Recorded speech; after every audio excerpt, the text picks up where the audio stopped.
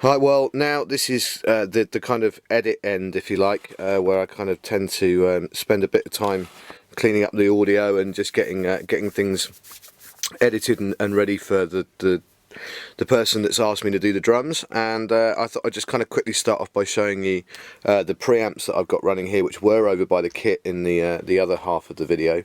And what we've got here is really a real selection of different pre's. At the bottom here we've got one of the here is the TLA Ivory 5000 series 5001 quad preamp.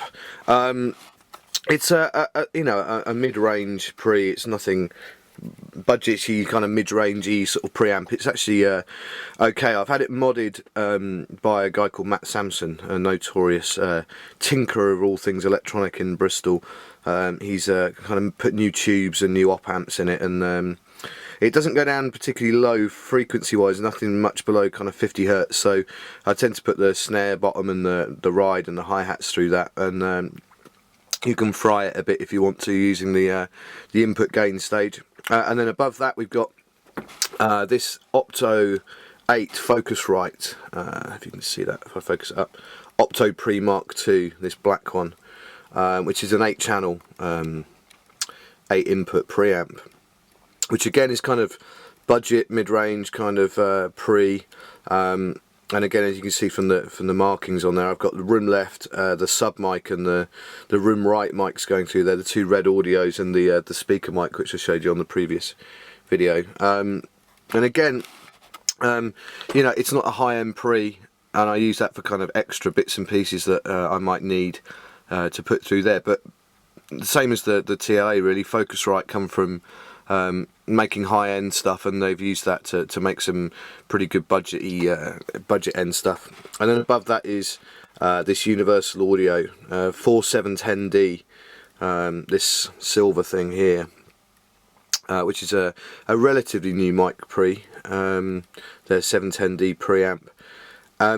This is kind of a bit more high-end, but this has got, what really sets this apart and what makes this really cool for drums is, and again, if you can see this right in the middle here, I've got that covered up with a sticker.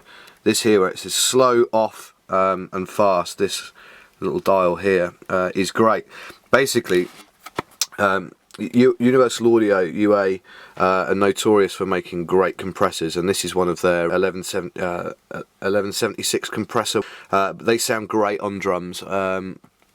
I haven't got them in on anything here apart from the snare drum and the bass drum at the minute, but I think I was re-preamping something through my tape deck to kind of give it that compressed sound. Maybe I'll play some of that in a minute so you can hear it, but great on drums. And then above that, this Focusrite 428, again another high-end preamp. This actually came out of Ralph Salmins' studio, the Bunker, and this is a super clean preamp, really nice sound, really kind of punchy, but clean, as opposed to this one where you can get a bit of dirt out of it. This is really super clean, and the transients are great on this. So a real selection of different preamps. So what have I got going through here? Well, the Focusrite overheads, the two Beyerdynamic 160s, and then two rack toms, and then through the Universal Audio kick drum, snare drum, tom 3, and the outside kick drum mic. So that's how I got it set up.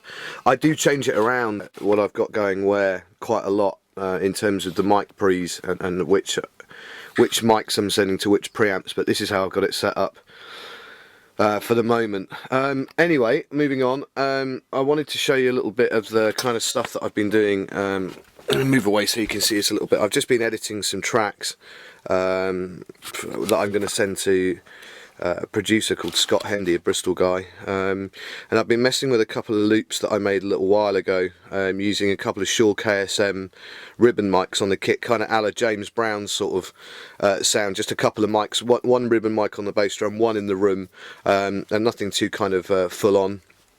And I just, so the two mics are just going in, and they kind of sound a bit like this. Let me show you what this sounds like so you can hear what they sound like just with the mics.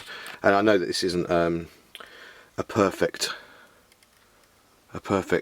example because it's coming through the microphone of the camera here, but here's the loop just with the mics.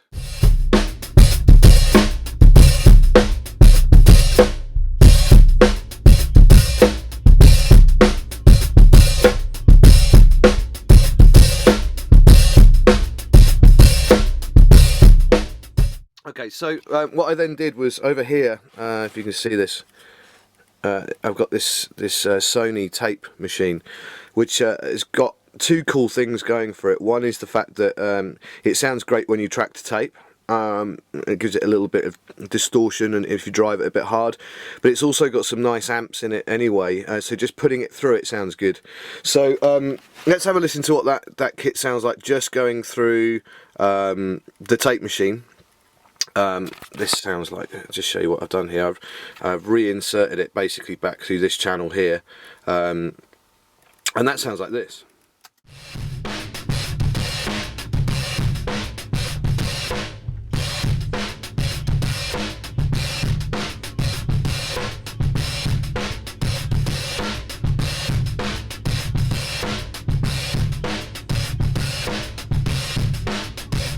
Just going through the tape machine and then running it to tape, actually onto the tape itself, and driving it quite hard. Here it is. Let me turn it down a little bit because I think this is a bit hotter, this signal.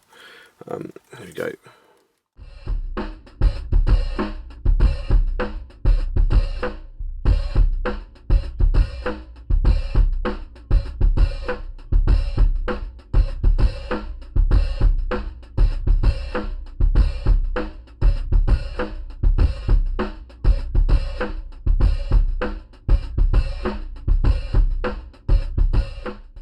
And there's a little bit of compression on there.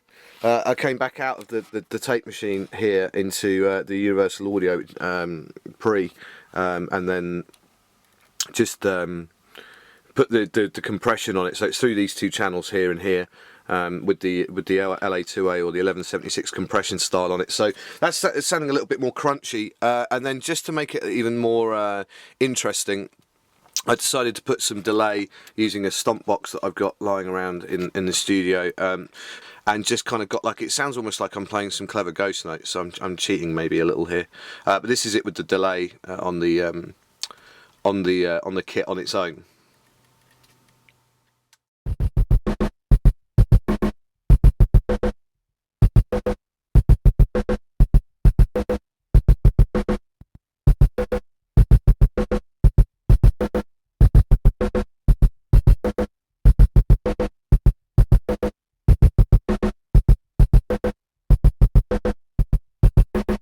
So then we add all those back in the mix, so that's the delay, and then we'll put the tape in.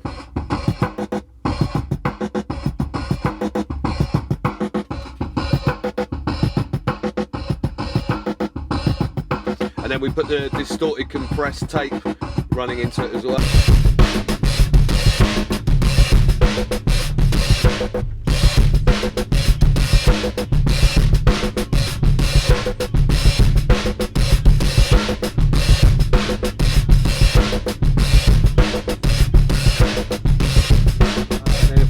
Original sound just for a second. This is the original kit part.